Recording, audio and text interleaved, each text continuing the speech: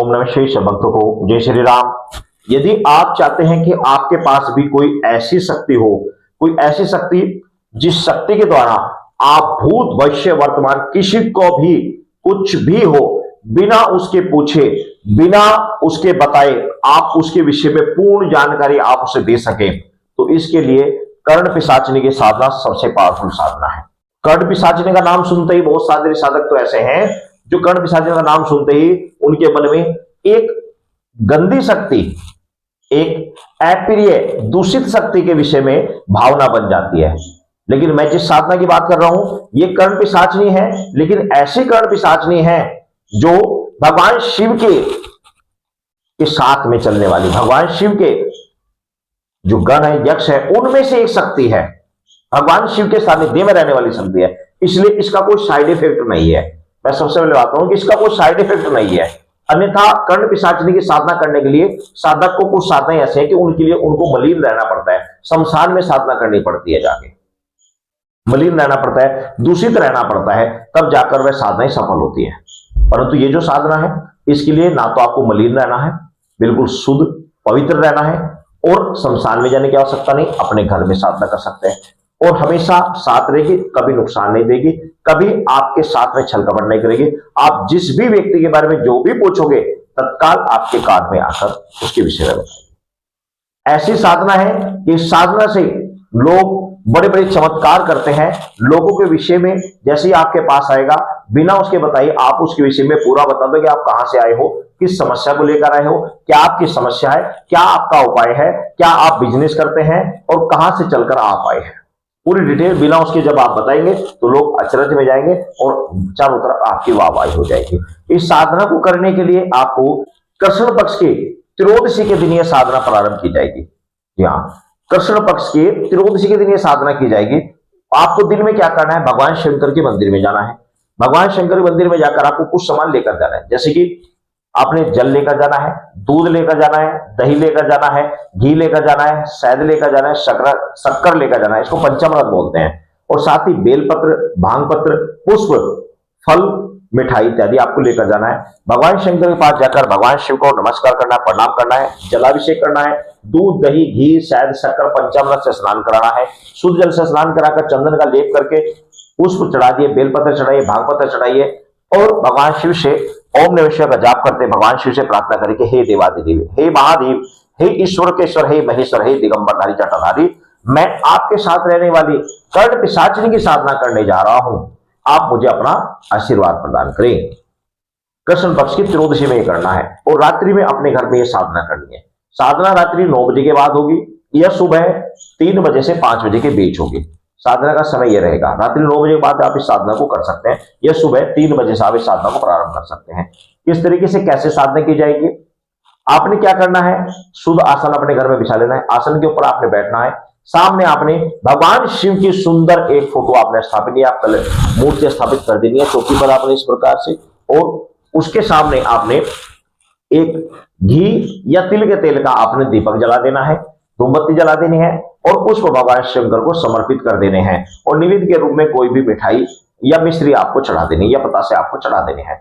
अब आपने धरती माता को प्रणाम करना है, गणेश भगवान जी का आह्वान करना है, अपने गुरु का ध्यान करना है, अपने कुल देवता को ध्यान करना है। उसके बाद में आपने भगवान शिव का ध्यान करके आपने इस मंत्र का जाप करना है, जो मंत्र आपको मैं बता रहा हूं। मंत्र है ओम हिलिम मम शम भोगवती कर्ण पिशाचनी प्रचंड वेगनी स्वाहा।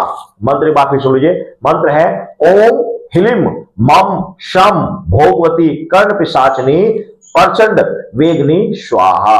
तो ये मंत्र है, इस मंत्र का आपने जाप करना है। कितना मंत्र का जाप करना है अब आप ये समझ लिए। इस मंत्र का जाप करना है आपने 10,000 मंत्र का जाप करना है। कितना? 10,000 मंत्र का जाप करना है, यानी कि 100 माला आपको जाप करनी है। पहले इस मंत्र को जाप कर पहले कंठस्थ कर ले, बोलने की थोड़ी प्रैक्टिस कर ले। 10,000 मंत्र आपको जाप करना है।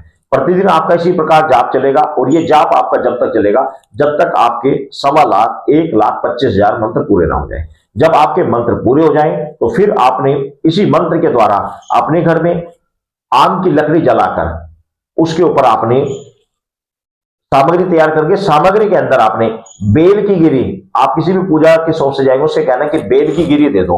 बेल जो होता है भगवान शिव को जो चढ़ता है बेलपत्र, उसका जो फल होता है बेल, बेल सूखा हुआ बेल होता है, उसको बेलगिरी बोलते हैं। वो बेलगिरी उसके अंदर मिला के सामग्री के इसी मंत्र के द्वारा आपने 108 आहुति आपने देनी है।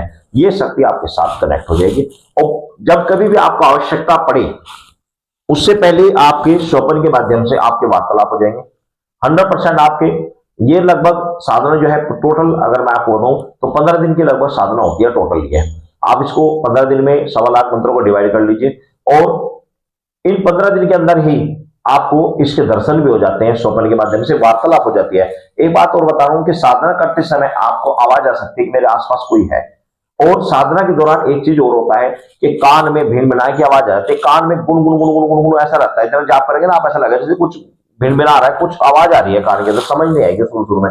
आप प्रार्थना करते रहे कि हे महादेव, हे सदाशिव, हे परमपिता परमेश्वर, हे कर्ण पिशाच, आप हिंदी में शुद्ध भाषा में मुझे बताएं कि जो मैं पूछना चाहता हूं। तो वो कान में धीरे धीरे फिर आपके साफ सुनाई देना शुरू कर देगा।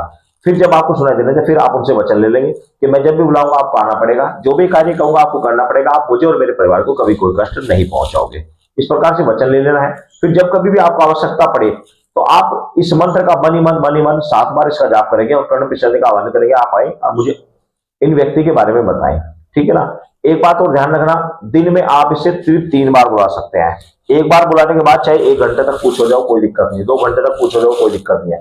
लेकिन अगर आपने एक बार भेज दी तो उसके बाद में आप दिन में 24 घंटे में 3 बार बुला सकते हैं।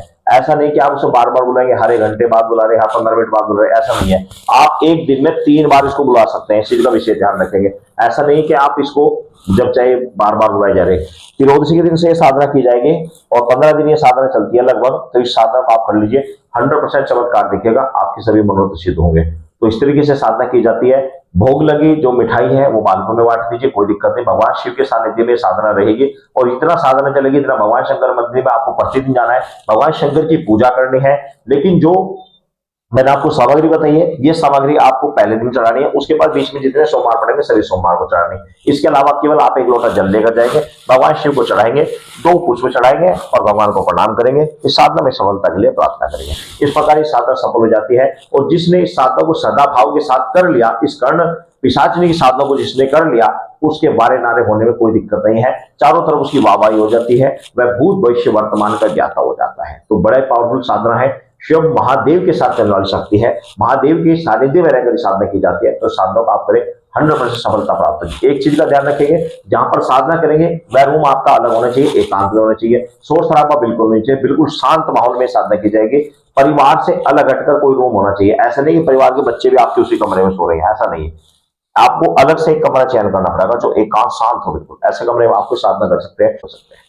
सभी भक्तों को